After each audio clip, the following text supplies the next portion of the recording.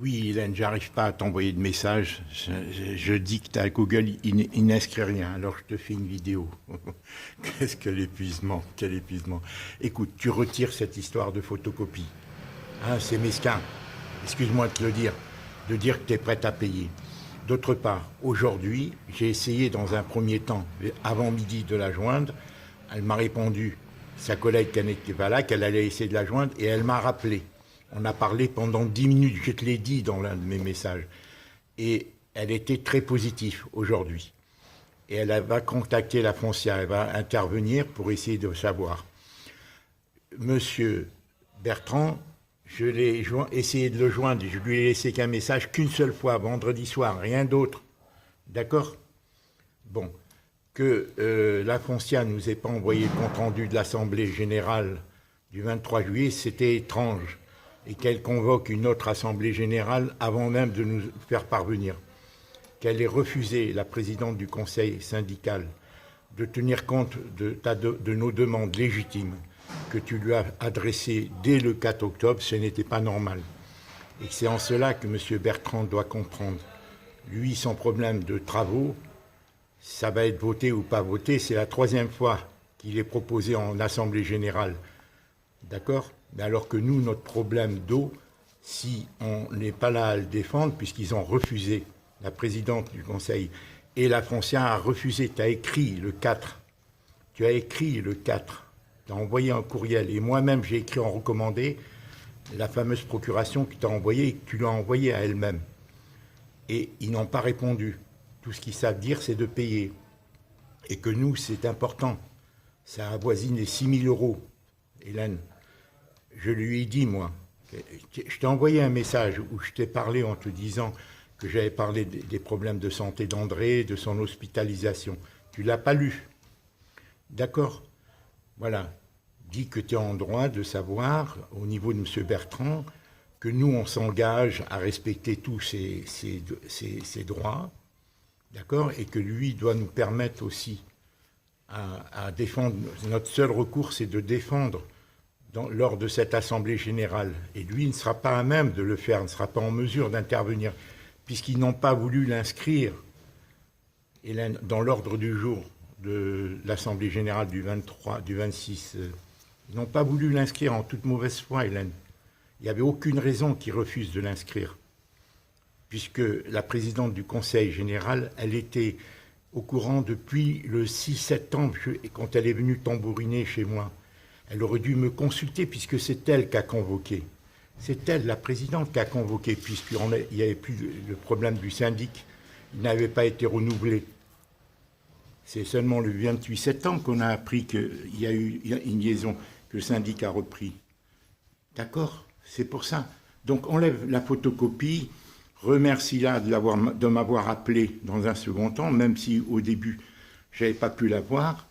Dis-lui que nous, si tu voulais être rassuré, parce que c'est notre seul moyen de défense, qu'on nous procure les documents, les comptes rendus, les relevés de compteurs qu'on réclame, et comme quoi André aurait été mis au courant pour pouvoir nous adresser au médiateur. C'est dans ce sens que je lui ai envoyé le message.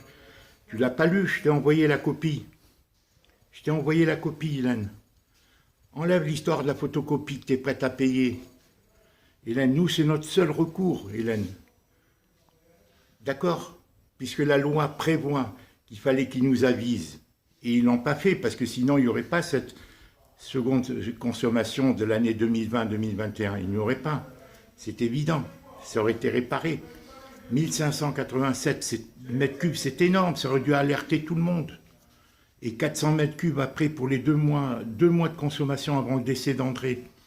C'est énorme. Dis-lui, propose-lui de lire ce que tu as envoyé dès le 4 août et que moi j'ai envoyé à la foncière et que toi-même tu l'as envoyé en courriel à la présidente du conseil régional, le conseil syndical, à la foncière et à Proxydro.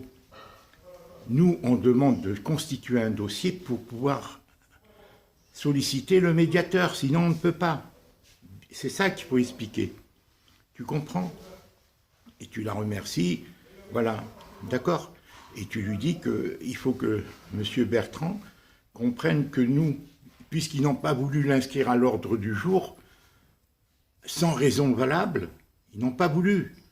La présidente n'a pas voulu, et eux n'ont pas... la présidente, quand j'ai été la voir le 4 et quand tu l'as envoyé le courriel, n'a pas voulu. C'est ça qui est anormal. Et que lui, M. Bertrand, ne sera pas à même de nous défendre ce point, puisqu'il n'est pas inscrit à l'ordre du jour. Tu comprends? Et que la Foncia n'a pas répondu. Tout ce qu'elle sait dire, c'est de payer, et rien d'autre. Et qu'il n'est pas normal de convoquer une assemblée générale sans qu'on ait eu le compte-rendu de l'assemblée précédente, du mois du 23 juillet. Tu vois, c'est des petites nuances comme ça, ma soeur. Tu es épuisé, c'est sûr. Et moi aussi, j'en ai marre de ce dossier, mais il faut aller jusqu'au bout, il faut tenir. Il faut tenir. Je t'envoie, Hélène, voilà, je t'envoie maintenant, parce que j'ai essayé de dicter, et Google ne répond pas. Google n'inscrit pas ce que je dis, que je parle tout seul, et ça n'inscrit pas. J'ai peut-être, je ne sais pas pourquoi, alors là, je filme, et je vais te la poster tout de suite. Écoute bien, je t'ai envoyé des messages, Hélène. Enlève la photocopie, remercie-la, tu lui dis que voilà, tu es contente dans un second temps qu'elle m'ait rappelé, qu'elle va intervenir auprès de la Foncia, que tu la remercies, et que tu comptes sur elle, voilà, et qu'elle te conseille. Tu lui dis, parce que nous, notre seul recours pour défendre, tous les autres points, Hélène, nous importent peu, il n'y a que l'histoire de l'eau. Nous, c'est en portant aux copropriétaires qui n'habitent pas là. C'est parce que c'est dans le dossier. S'il n'est pas dans le dossier, ils ne seront pas au courant. C'est la seule crainte qu'ils ont, la Foncia. C'est que tous les copropriétaires soient au courant de ce qui nous arrive.